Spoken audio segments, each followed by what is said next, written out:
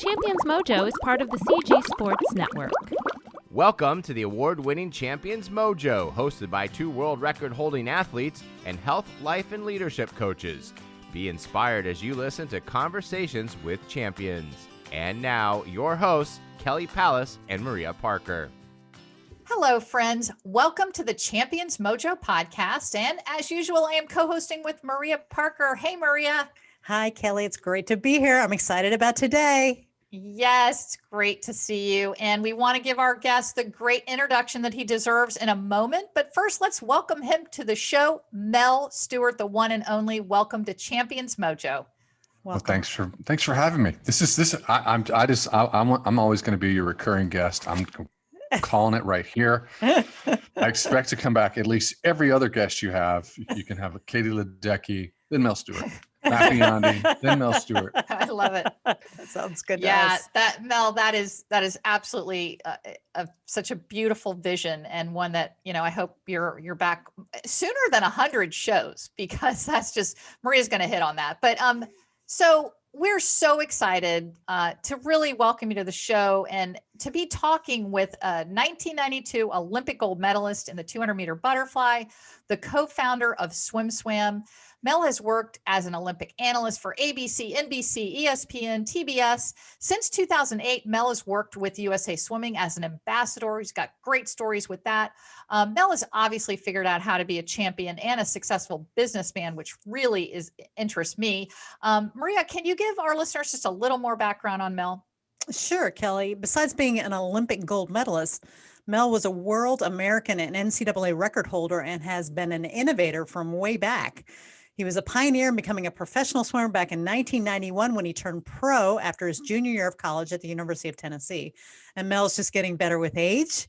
He was a guest on Champions Mojo over 100 episodes ago, and a lot's happened since then. So let's get started. Welcome, welcome, welcome. Yes, Mel, great to have you here. And so, as we alluded to, a lot has happened, and we want to start out with just the first, right off the bat. If you could just give us one kind of paragraph of how you would sum up the last year of your life based on the pandemic. I think a paragraph too much. Do it in a sentence. Okay. Paragraph Do it in a sentence. Like poetry. The past year has been about connection and intimacy and learning a deeper level of patience. Ooh. Yeah, that was good. Good advice, Maria. Get it in a sentence, and Mel did it. Of course. Yeah, so now that you've done the one sentence, can you just expand on that a little bit and, tell us what you've been up to, what you've learned from that, and what do those deep words mean? I've always wondered what life would be like when the pressure cooker was on. And I've always wondered what would happen. I always felt as a child, it's like that wars were behind us, that that the tough part of human evolution was in our rearview mirror, and that we were figuring it out, and life was getting better. I mean, we were getting cell phones, got to a point where you could have every single song you could ever want in your entire life on one device. Connection, then we move into this era of time where everyone can be connected anywhere on the globe. So it kind of felt like, wow, we're getting soft. Life's getting too easy. And I always felt like there wouldn't be a high pressure moment. And God, I'm sorry I thought that way, because I my personal opinion is that this is definitely a World War II moment. 1, 2. This is definitely this is worse than a stock market crash. I think we're experiencing a moment in time that is that's made people a little crazy, and I wondered how I would manage that. And the way I've managed it is I've been married for 22 years, and I have a great daughter, and so we managed to keep our business going, and we feel we're proud of that, but we've gotten a lot closer. I've gotten closer to my wife during this time, and I feel a lot of comfort and feels like a reset. But anyway, I'm meandering, but it's been one of those years where we go deep inside. I think if you used your time correctly, you go deep inside. Yeah.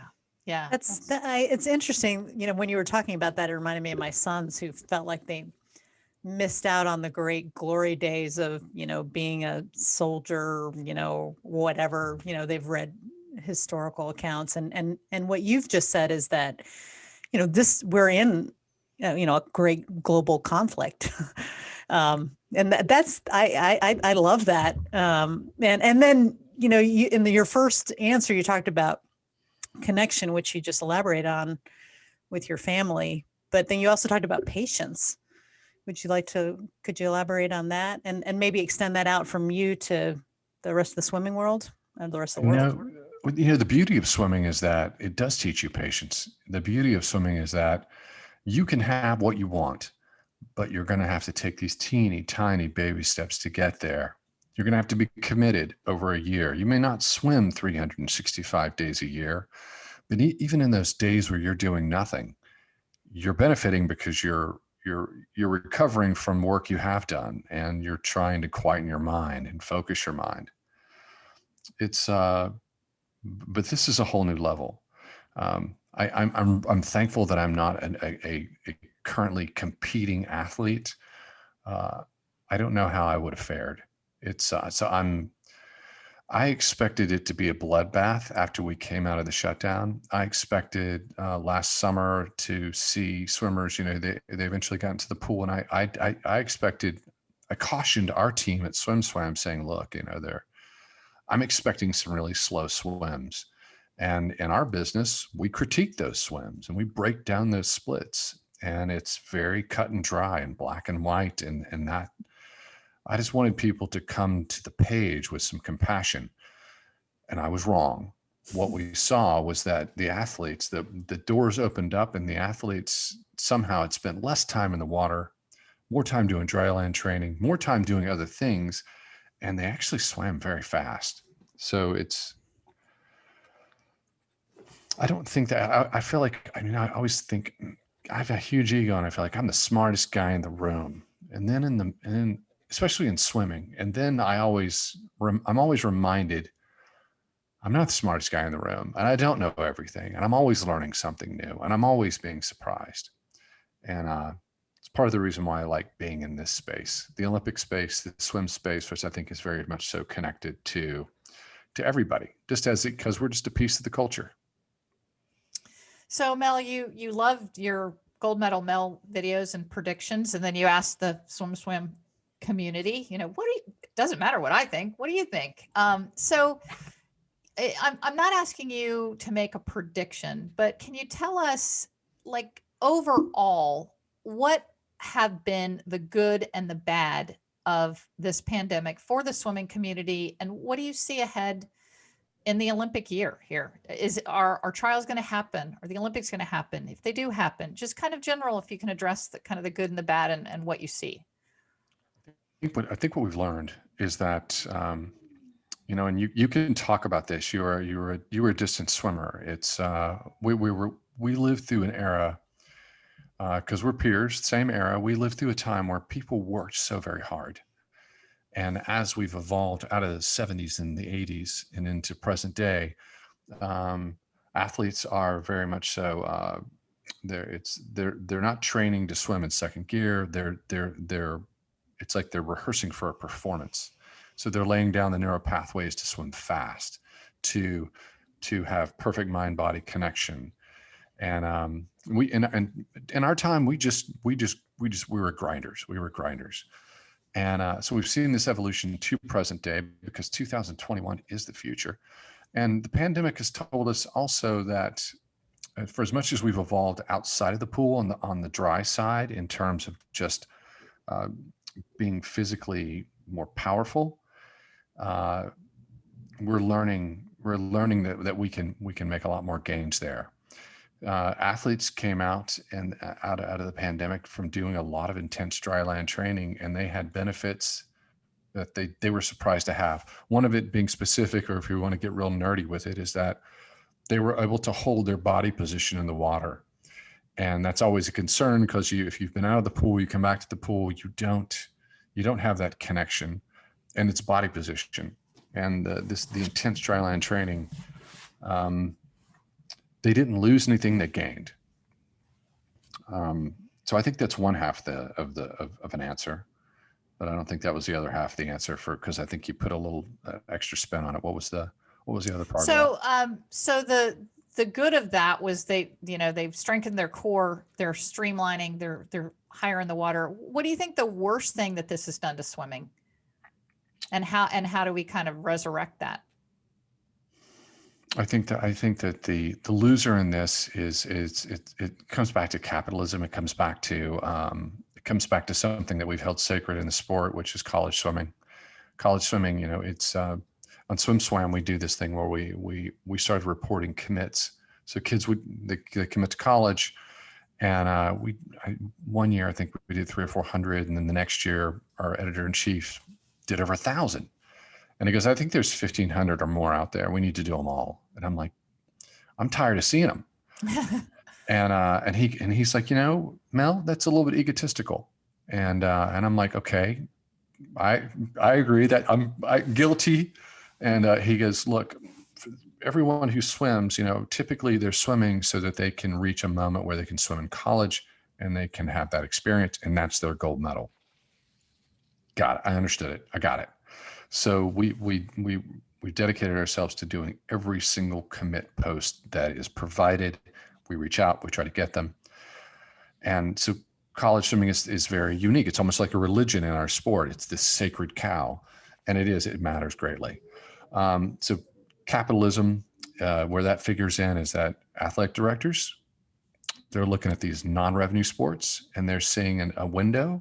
They're exploiting the pandemic to cut these non-traditional sports. And another layer and iteration of that is that, the beauty of swimming, the big selling point of swimming is that if you're a woman, you can achieve exactly what a man can achieve. And we know that if women compete in college and they participate in sports, they end up being leaders, and they're hard driving, just out there making it happen in the world.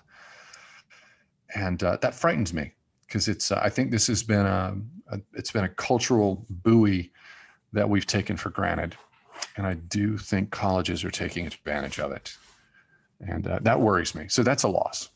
It's a long-winded explanation of a loss during the pandemic. Is that quantifiable? Can you say, the number of commit, things we've reported on is 30% down, or? It's small. The reality of it is it's not nearly as big as we think it is, and part of the reason is that we've seen it happen slowly. We've already been in the process of this on the years running up to the pandemic, and then when the pandemic happened, it's as if we had a dozen happen all at once, and that's been stopped. It's been stymied via lawsuits over Title IX, saying, you can't remove the women's team. And that's oftentimes will give some breathing room to the women's team will be reinstated, and then the alumni will have raised money to also support the men's team. So the reality of it is it's frightening, and it's scary because we're looking down the road going, wow, this is a trajectory that we know that colleges want to take, and we don't want to lose it. So swimming as a whole has actually fought this very well. It's like, beware of messing with swimmers. They're typically great. They're great students. They have great careers, and the alumni can be fierce. So the reality is, yes, it's happened more, but it's not nearly as much as people think it is. And the last part of that question is, what are your predictions for NCAAs and Olympic trials and the Olympics? I mean, are these, what are your thoughts on that? I'm not 100% on NC2As. I think they're going to happen. Let's call it. I'm not. If I have to. So we're all entering the house of the swimming casino, and here we go, Mel. You're betting on NC2As. You're betting on the Olympics. I would, you know, I would bet on the NC2As happening, and I would bet that they will happen. And I'm about 87% there. Olympic Games. If you had asked me back in November, December, I would have said 95%. If you'd asked me a few weeks ago, I would have said, January-ish, as all this negative news came out. And news of the variants, the COVID variants, I would have dropped it down to about 80%. But based on our contacts at the International Olympic Committee, USOPC, FINA, USA Swimming, I'm more 98% on the Olympics happening. There's news that's going to be coming out ahead of this podcast going live, or shortly after this podcast goes live. That's going to make people go, oh, 99% sure this is happening. It looks great. The outlier is the concern is the Japanese culture. It's Tokyo. It's the news that they don't want this. And a lot of that negative news has come from people outside of Japan, but it's, I can give some more detail, but that I'm more bullish on the Olympic Games happening for a few key reasons. There's going to be a bubble. That'll be that's awesome. And Yeah. so There's that'll probably already be out when this comes out. But yeah, so Mel, in preparation for this interview, so we could get to a even deeper layer of Mel. Again, your episode number 6 of us was so rich and so deep there. Like, you answered so many questions about Mel, but we actually talked to some of your friends and some people in the swimming community to request, hey, if you had an hour with Mel Stewart, what would you want to know?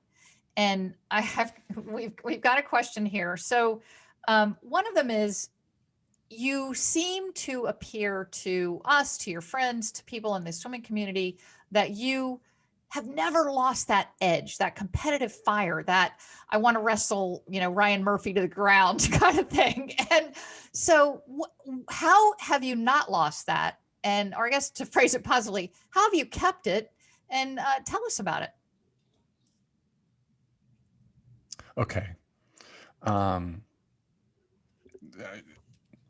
going to preface this by saying, when I look around at Olympic peers and I see Olympic peers who have gold medals, multiple gold medals, 5, 7, 10, 12, 28.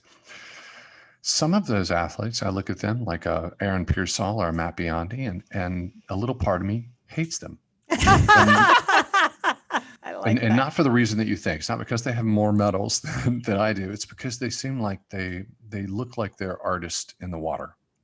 They look like it's effortless. They look like they are doing something that just flows and comes with ease. And that wasn't my experience. My experience came from deep insecurity and deep. I was trying to fight back against the world and fight back against this image that I thought the world had of me.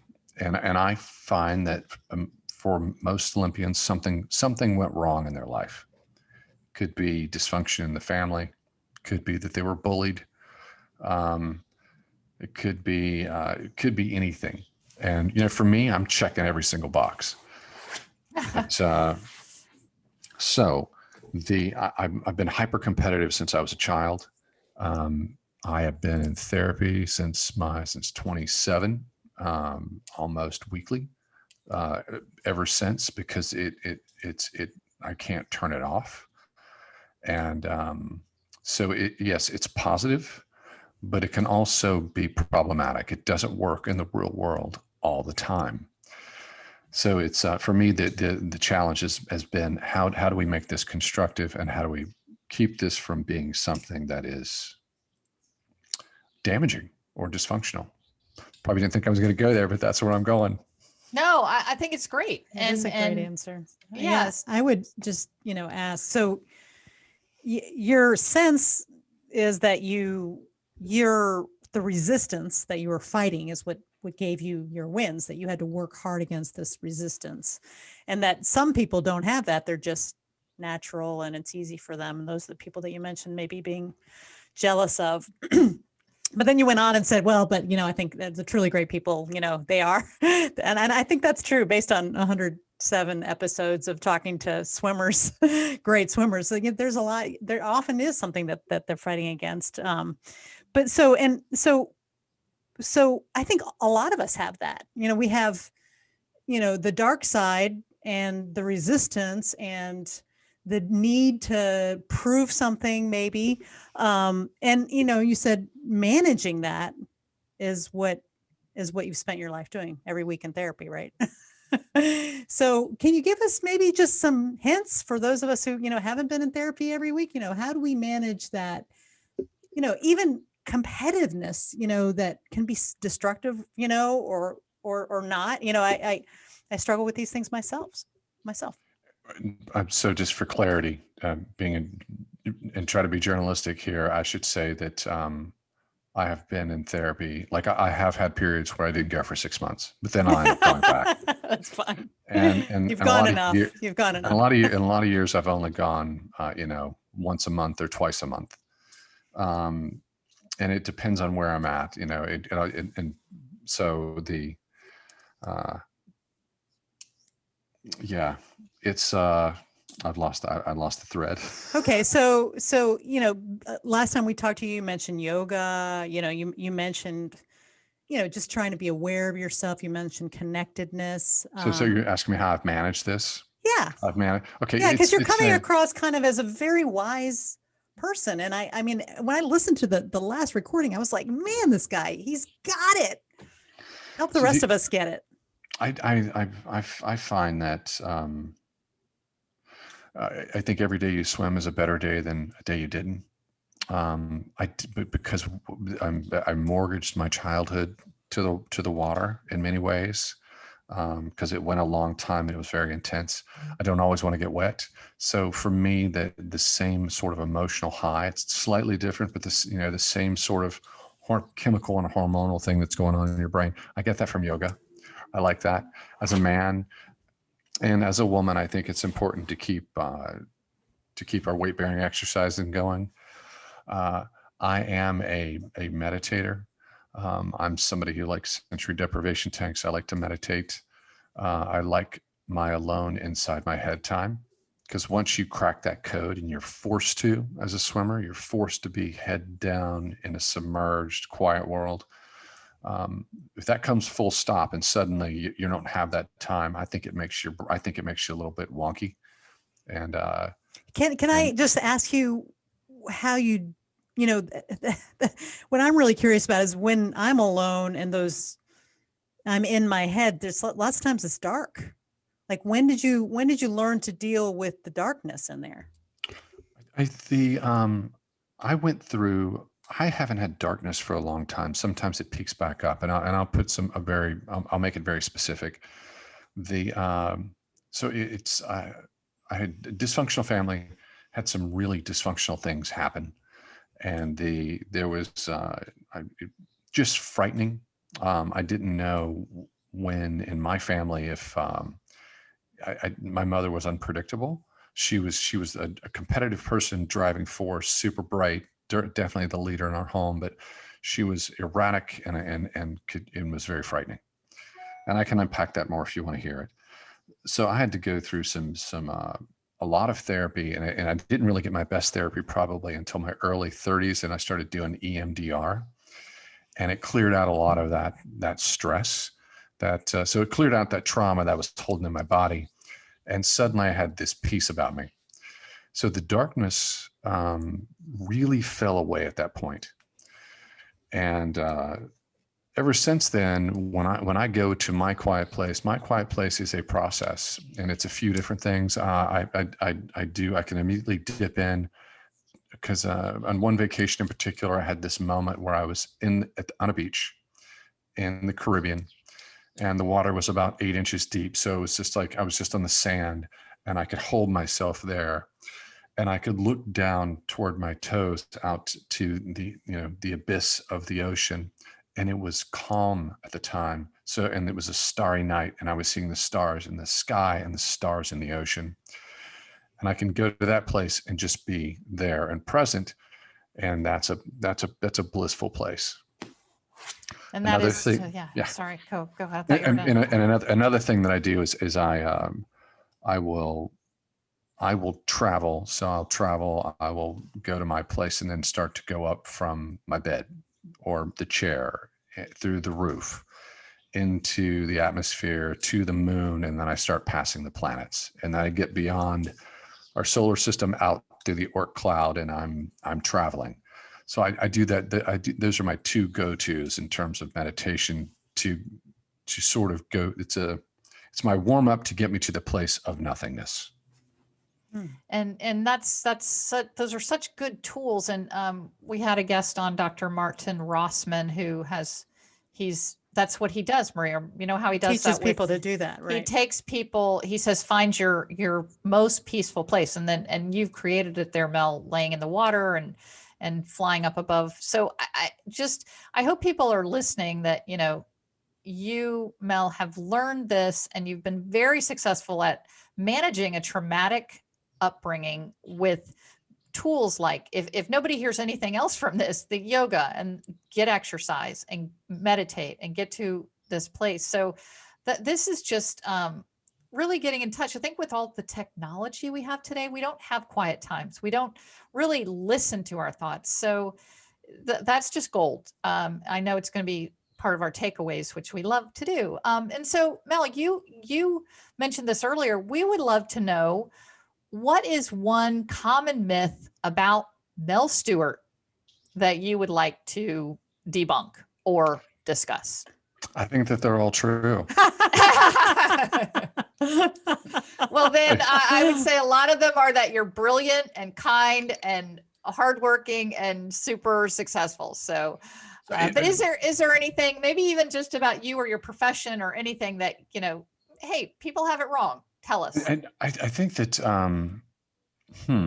this is what I think. I think that when there are myths out there about you and you're worried about people saying something, I think you should just lean into it and go, yeah, I think so too.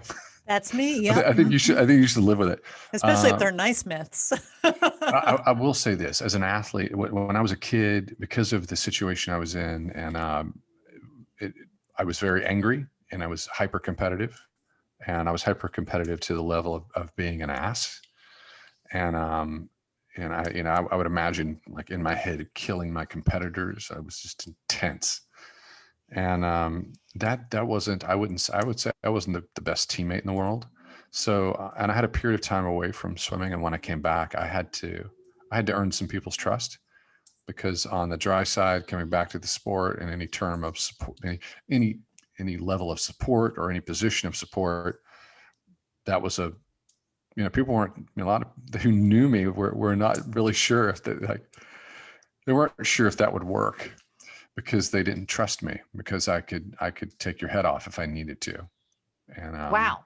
So I had to spend some time saying, I've been in therapy, I've been working on myself. I had to do that. I had to do that with a lot of friends. You had to love it. rebuild relationships. That's yeah. And that it brings us to one of the people we spoke with, because we know he is one of your heroes, is Rowdy Gaines. And literally ask Rowdy, hey, Rowdy, we got Mel Stewart coming on Champions Mojo, and you guys are close, and Rowdy says you're like a little brother to him, and that he the one word he used over and over was brilliant, brilliant, brilliant. He's brilliant. And then I said, gosh, what do you think our listeners would really benefit from hearing? And you alluded to it perfectly. How did you were such a, obviously Olympic gold medalist in swimming, and then you left the sport for a long time and you came back. How did you rebuild those relationships, which you just alluded to? How does one do that if they've really ripped it in their life and they got to get back? Well, it was twofold. The one was, I was so competitive, and I had to, and that didn't end when I got out of the water. And so I had to do the apologies with people who really knew me. And the truth is, at the highest levels of swim, whether it's your peers, coaches, you could leave for years and years and you come back and it's the same people. And oftentimes they're in positions of power and influence. And So that was a real thing. I really had to come back and make some apologies and make some explanations. But secondly, no one, you leave for a period of time, you're a nameless gold medalist. And because of where I growing up on the grounds of Heritage USA, my father was an assistant Guy Friday to Jim Baker. My mom was a nanny to the kids, working under Tammy Faye, and you guys are probably old enough to remember that. Oh yeah. Growing up in that city, I grew up in a television channel. The city I was living in was a 24-hour network. I learned how to sell, and I learned how to brand, and I understood that it was in my skin. So I knew what to do in swim.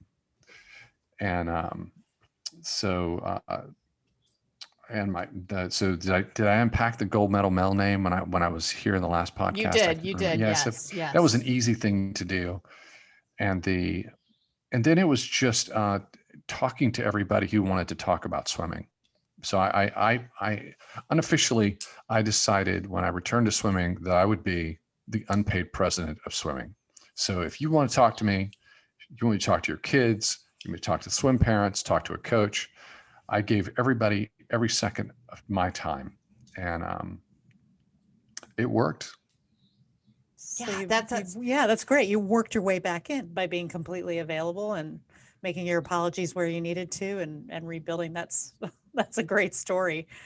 That anybody who's stepped on toes or whatever, we can go back and fix that and be a leader in the industry. But your competitiveness hasn't gone away, right? I mean, you want to be SwimSwam, right? You want it to be number one, you want to win, so how do you channel that in a better way than you did as a young competitive swimmer? The beautiful thing about swimming media, particularly when it's our type, it's and I'll make this distinction. I love what you guys do. I love that I like that it feels like a piece of gold. It's sturdy. You're having a conversation that matters and is weighty, and that's a unique piece of media, highly rated, and it's I love it and value it. But I know what our business is, and our business is scale, and it's an enormous amount of scale, and that is. There's a parallel with that with swimming, and particularly in swimming 200 fly, which is that you can't really hide in swimming, and you cannot hide in a 200 butterfly. You have to throw a lot of work at it. So I'm very good at doing a whole lot of work around some things that are very repetitive and very boring, and that's very reassuring. And if so I like those parallels. That makes sense to me. So when I'm dipping into the SwimSwam space, it feels like I'm dipping back into the pool doing repeat 200 butterflies.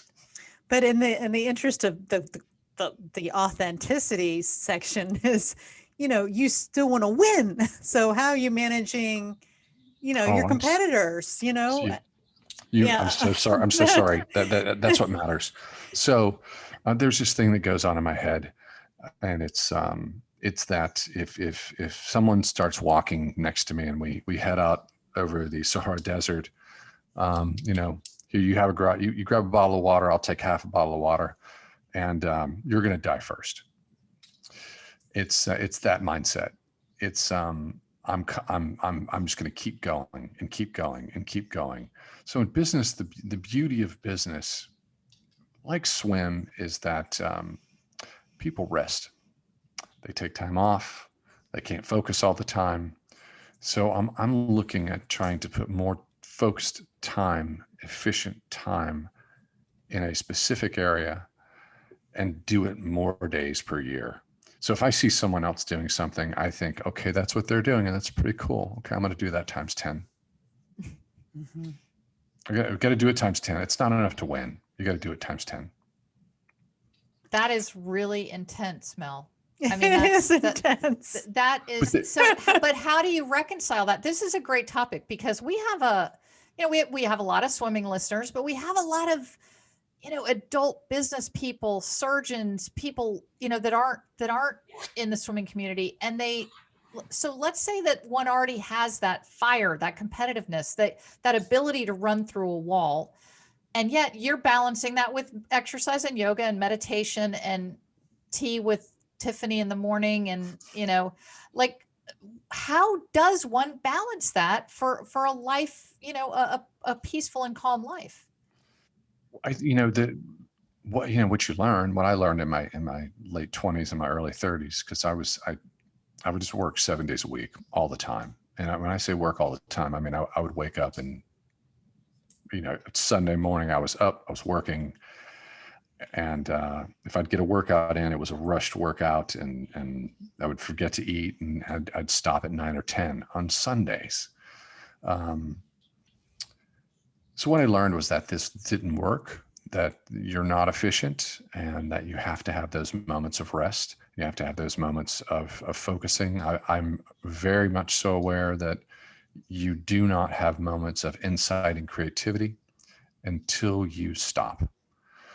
And the answers don't come. It's your brain just doesn't file all the information and pull together those assets and come up with this new concept.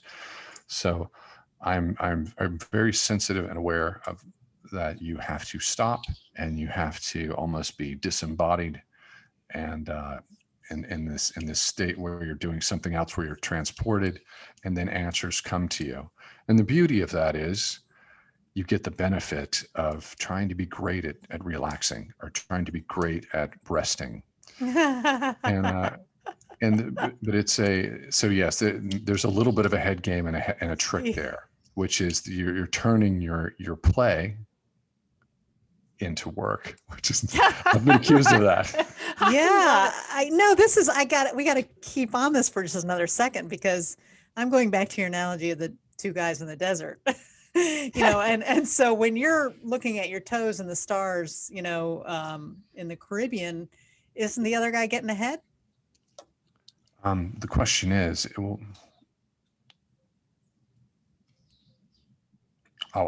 there's so many ways to talk about this. Human beings, the one thing that this sounds terrible. This is going to sound terrible, but it's so juicy. It's so good. Human beings are human beings, and they're, if we have comfort, we get lazy, and everybody gets lazy. And knowing that information is it's fantastic if you're in a competitive dynamic, because you have the reassurance that the other side will eventually get lazy. And if we remember Muhammad Ali, we know what the rope-a-dope is about. So you can people will think that you're taking a rest when you're not. But I will say this, another way to say this is, if you're walking across the desert and someone else is walking with you, the question is, can you do what you do in a meditative place? Can you do your work? Can you reach a certain zone in your work where you can actually go into autopilot, and you can go, in my case, to that Caribbean beach staring at the stars in the ocean while you're doing what you do? Or can you drift into that and go there for 5 minutes and then come back? That's great answer. The benefit, is that you can get ahead by resting. I think that's a gold answer. So knowing that even while you're resting, your competitor, they need to rest. Well, and they will, after they rest, they'll go sit on the couch and eat potato chips, and you're not going to do that, because the laziness is addictive. Eventually, everybody does, and it's it's kind of silly. But I've always thought of myself as a working dog. There's all the different dog categories, and I'm a working dog. Like, I'm not happy unless there's someone's giving me something to do. But yes, the personal hurdle in my life is trying to learn how to recharge in a way that is meaningful, and that's. I think you're preaching to the choir here. That's why we're Maria we're asking these questions. Yeah, we're working. So we started this podcast off before we were recording, talking about how important authenticity is. And this is just, I would love to hear you drill down on authenticity. And the question is, talk to us about the power of authenticity. This is the power of authenticity, and this is the beauty of authenticity. It is that in the world, in journalism, in art, if you're trying to achieve that great Pulitzer Prize winning piece, or you're trying to achieve your Grammy, your Academy Award, or the beauty of these pursuits, whatever it is, if it's personal or if it's professional, is that when you hit that moment of authenticity, when your ego is completely gone and you're just raw, and and what you say is what you say, there's something happens. It's like, I know what happens. People cannot look away. They're captivated. They're just, they stare at you and it's like, what's going to happen next? The beauty of sports is that we have that most of the time.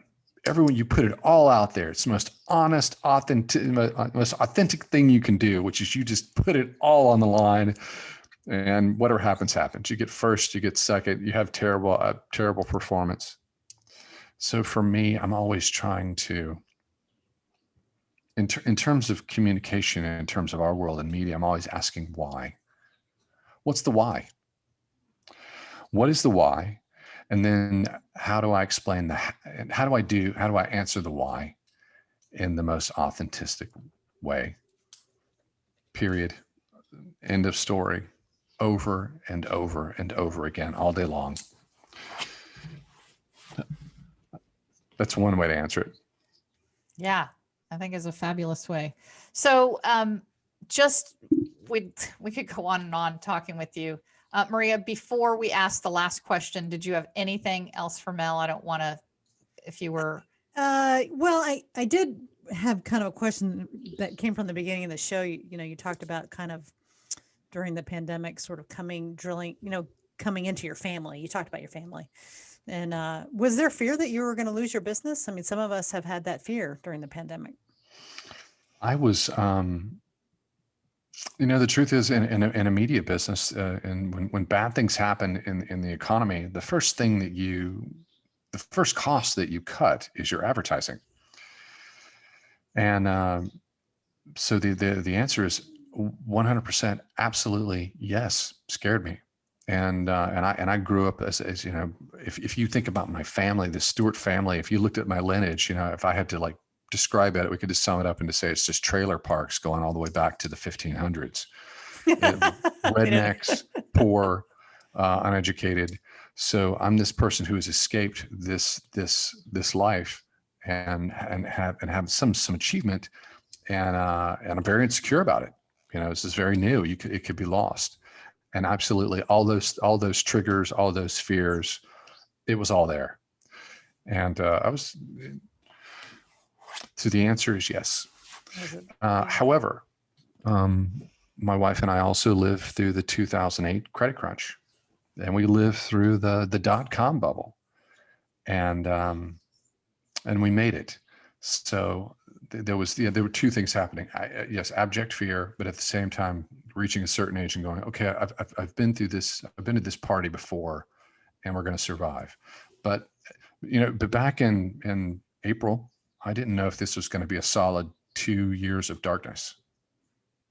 Yeah, we Maria and I call that the pile. That you've been through tough things, and you have a pile of stuff you've overcome, and you can do it. So that's just a great answer. And very authentic. Yes, very authentic. Yes, thank you. We have the last question, which is always, have we not asked you, what could we ask you that, okay, boy, usually we don't, I don't bobble this. Is there anything that we have not asked you that you would like our listeners to know or to hear from you, Mel? I should have been ready for this. It was on the list. I do the same thing. I know I do the same thing. And the problem is you get to that question, you just, you move past it. Right. You don't give it the weight it deserves. Yeah, You really one more don't. minute here to tell us something really. You don't. This is what they should know. On a superficial level, I want to have a six pack for the rest of my life. I want to have a six pack I love abs for the rest of my life. On a very very deep level, this is what I want you to know about me.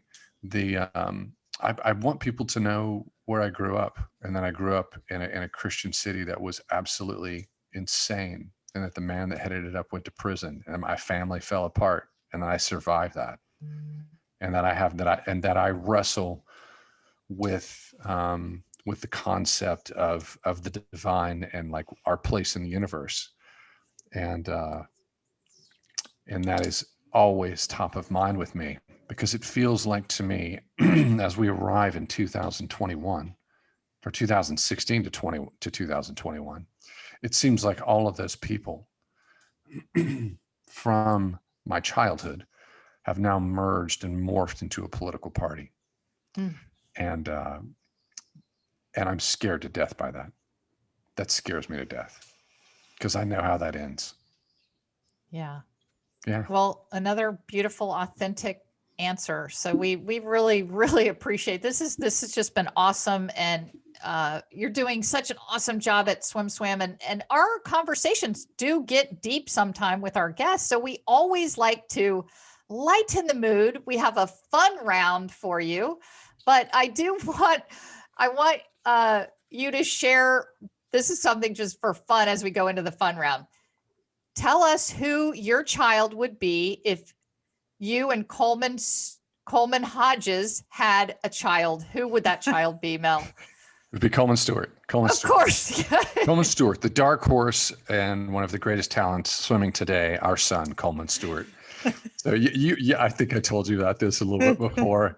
So when Coleman is our head of production, and whenever we see Coleman Stewart swimming, we just look at each other and go, "It's our son. There's our son, Coleman Stewart." It's so funny because I've put that together myself. I'm sure many swim fans have, and we've had Coleman Stewart on the show. And as a fellow NC Stater, I love that, because I love Coleman, what he's doing. Coleman Hodges, shout out to you, bro.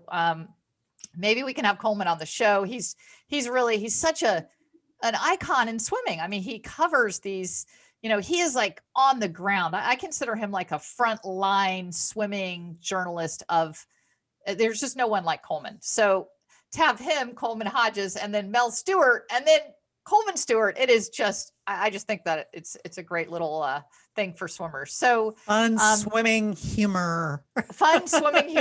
Like the other swimming. So you kind of have to be bilingual for swimming humor, which is you've got to know Mel Stewart, you got to know Coleman Hodges, and you certainly have to know Coleman Stewart, which is my husband speaks 9 languages, but he's a polyglot. Anyway, so there's a funny little joke, which is a swimming joke, which is, what does a fish do all day? I mean, I would say swim, but it's exactly nada, which is a fish does nothing, and nada means he swims. Okay. So there's a bilingual swimming joke if you want one. What does a fish do all day? Nada. Okay. So we are going to go into the speed round so people can just get to know some silly facts about you, Mel. Are you ready? Yes. Cat or dog? Dog. Red or blue? Careful here. It's not political. That's the question. No. Oh my God. It's blue. You just said political, so I have to say blue now. It's not political, though. I'm so blue. I'm SwimSwam red, but I'm politically blue. We should throw orange in there for Tennessee, maybe. A lot of people pick their college. Okay, milk chocolate or dark chocolate? Dark chocolate. Kickboard or no kickboard? No kickboard. Mountains or beach? Mountains. Me too. Football or baseball? Swimming. That's a good. We should add swimming. iPhone or Android? Well, so it's a quick answer. Yeah. I know nothing about sports outside of swimming. It's embarrassing. But I'm in a group of men, and they make the assumption that I'm some sort of 200 pound, 6'2" guy who knows things. I just sort of nod and go, yeah. Right. They assume you're a regular guy, but you're not. Yeah, I'm a regular guy and I know nothing about what you're talking about. You're Olympic gold medalist, sports journalist. They think you know something, but that's great. Well, I agree with you. Swimming all the way. iPhone or Android? iPhone. Coffee or tea? Coffee. Sunrise or sunset? Sunrise. Okay, Maria's got a few for you. Well, favorite color? God, this is so hard. It's hard. What color I was comes to gonna say mind? something- What color comes to mind when you close your eyes? Deep blue. Nice. Favorite pizza topping? Oh God, mushrooms. Oh, good one. Favorite vegetable? Sweet. No, that's not. That's a brute. It works. Probably kale or some form. Don't overthink of it, green. Mel. Sweet potatoes works No just overthinking. fine. Okay, fine. All right. Favorite swim complex in the U.S.? Now Omaha. Mm. The temporary Omaha pool. How about after not temporary? University of Texas. Of course. Favorite music genre? Soul. Shoe size? 11.5. Siblings? 1. Kim Stewart. Never beat her in swimming ever. She stopped before I could ever beat her. It's good, smart it's like the woman. only thing I didn't accomplish in swimming is beating us. We I need to love that set up answer. a rematch. Favorite Star Wars character? Obi-Wan. Can you cook? Okay. I can make a mean grilled cheese. What word comes to mind when you dive in the water? Peace. Nice. Totally agree. Mel, I think this episode may top the other one. It's just been deep and rich, and I'm a better person for it. Maria, how about you? Me too. Can we just talk like once a week? Maybe counseling. We'll bring it back. Do We'll come in. group counseling Group for counseling. the podcasters world. And we give a shout out to the SwimSwam podcast, which I actually was coaching a master swimmer this morning. He's a physician, he's a surgeon and a master swimmer. And I said, I'm interviewing Mel later. What would you like me to tell Mel or ask him? He said, tell him I love the SwimSwam podcast. So I said, Wrong answer. I said, no, it's a good answer. I mean, I'm competitive, but we've talked about this, Mel. A rising tide raises all ships. And, the average podcast listener listens to 5 podcasts on their favorite topics. So it's all good. And you guys are doing a great job. Champions Mojo brings a lot of depth to the sport. It's no one's doing what you both are doing. It's unique and it's needed, and it's I'm a fan. Oh, thank you, Well, Mel. we're- That's we're- really nice. Obviously, Yeah. we're a fan of you too. Yeah. So good luck. Get that Thank you so magazine, much. beautiful SwimSwam magazine put together. I know you got to get off here and get busy. So thanks, Mel. Appreciate Thank your you, Mel. time. Bye-bye. Bye, guys. Thank you. See you Bye. next time. It's now time for the takeaways. Maria, you and I have heard the takeaways are the best part of the show. That's right, Kelly, because the takeaways are curated information, which is what we give to our clients when we coach them. If you would like to take your performance to the next level in health, life, or leadership, go to our website and schedule your free 30-minute consultation. Yes, just click on our coaching page and book there. We're looking forward to bringing out the champion in you. And now, the takeaways. Okay. So the takeaways on gold medal Mel Stewart, the great Olympian, great ambassador of swimming. I mean, he is just, no wonder Obi-Wan Kenobi is his favorite Star Wars character. He reminds me a little bit of Obi-Wan. In Yeah, fact, he's extremely eloquent, and I mean, he has words down. I love listening to him. His ideas. So what was your first takeaway then, Maria? Well, I was really interested. I asked him about when you're getting quiet. You talked about swimming and being in your head and having to take that time. And I said, well, what happens if when you get inside your head, it's kind of dark? He said, well, I grew up with a lot of trauma, and I had to deal with that trauma. And I think it's really important for people who have woundedness, and we all do to a degree. I mean, we've got wounds from our childhood or wounds from, but you have to deal with that before, when you close your eyes and you meditate, you can find peace. Because if every time you close your eyes, you're dealing with the old monster, you're not going to get peace. So I thought that was a really good bit of wisdom. Get help, get the professional help, friend help, religious help, whatever you need in order to deal with those wounds or traumas from your youth. That would be my first takeaway. What would be your first? Yeah. On that note, though, I think that's a great one. And digging that out and letting that wound heal is fantastic. So my first one has to do, it's separate than that, but you find that wound when you're silent. So my first one is just how much it kind of ties in between listening to your thoughts. So having that time when you're really not doing anything else, you're not listening to a book, you're really listening to your thoughts. And as he said, almost drawing yourself up above, like looking at yourself from above, like this, I'm silent, I'm listening to my thoughts. So that in combination with resting. So it's really twofold, but one, it will allow you to find the wounds and it will allow you to recover. So I really like that Mel emphasized how valuable those have been to his success. Yeah, I like that too. His description of his beautiful place was so evocative. I loved it. So that was great. Yeah. How about your second one, Maria? Second one I loved because it really spoke to me as an endurance athlete. He and it's a thread. It was a thread throughout the show. And everybody should listen to the show because it was amazing. And we're only just barely touching the surface here. But is he believes that he can basically outlast the competition, that he is the hardest working person, that eventually everybody else is going to rest and he's not going to. And then we kind of got into a discussion of rest, because for him, he can rest even as he's moving forward. But, and I love that attitude. It is such patience. It's such a long, knowing that it's a long haul, and knowing that, if you just keep on going, eventually you're going to pick those people off. I do these super long events and I never worry for the first half of any race, because it all happens in the second half. So I think that's just a good takeaway. It's like, if you got to stick with it. You got to stick with it. You got to be the one who just, who looks at at the competition out there and